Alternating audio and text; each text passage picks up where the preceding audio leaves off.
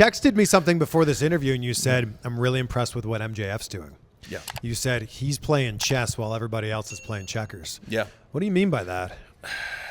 So there are very few people that in the history of the business have figured it out.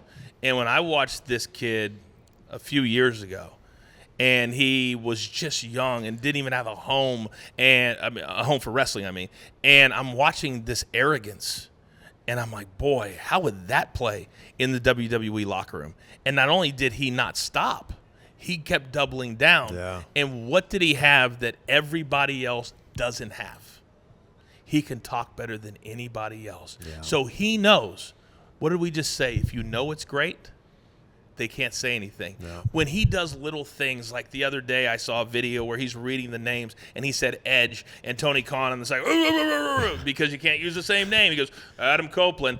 He does that on purpose. That's what I'm saying. He's playing chess. He knew he was supposed to say Adam Copeland. But he knew that if he said that, then Tony's going to be off camera, and there's literally nothing Tony can do. Yeah. I believe this to be true.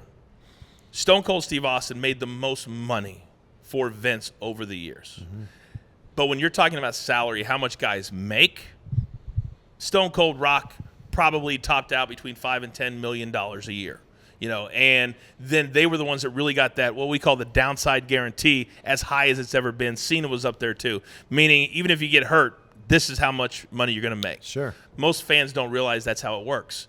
So I think MJF, when he becomes a free agent, because how many guys have the guts? Think about this. How many guys have the guts a year or two before your contract's up to say publicly, don't even think about coming to me with some weak offer before my deal's up? Because I don't care what's on that piece of paper. I'm going to be a free agent. Think about how many guys in the business today, and you would know a lot better than me, have the guts to say that, and then nobody crushes them. Yeah. Right? I haven't heard anybody go, oh, whoa, he's putting his career in jeopardy. Is he really? Yeah. I think he's going to be the highest paid superstar in the history of the business when he becomes a free agent. I feel like Tony Khan is going to back up the Brinks truck. You have to. You have to. He's losing too many guys right now. And when you have a guy like him who is right now arguably the number one superstar in the world, you could argue that. Mm-hmm. Obviously, everybody goes, well, look at the run that Roman Reigns has had. Of course. But I'm saying if you were to have a draft today, who would be your number one pick? Yeah. Throw them all into the hat. He's definitely a contender.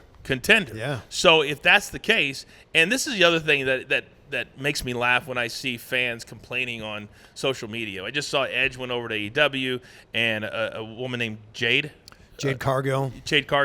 Yeah. She looks like a superstar, right? Yeah. And I'm reading all these really good reviews of her, and so they just switched, right? And people, I can't believe she would leave. I can't believe he would go there. I was there during the Monday Night Wars. I was there. There is nothing like competition. Can you imagine the NFL with two teams?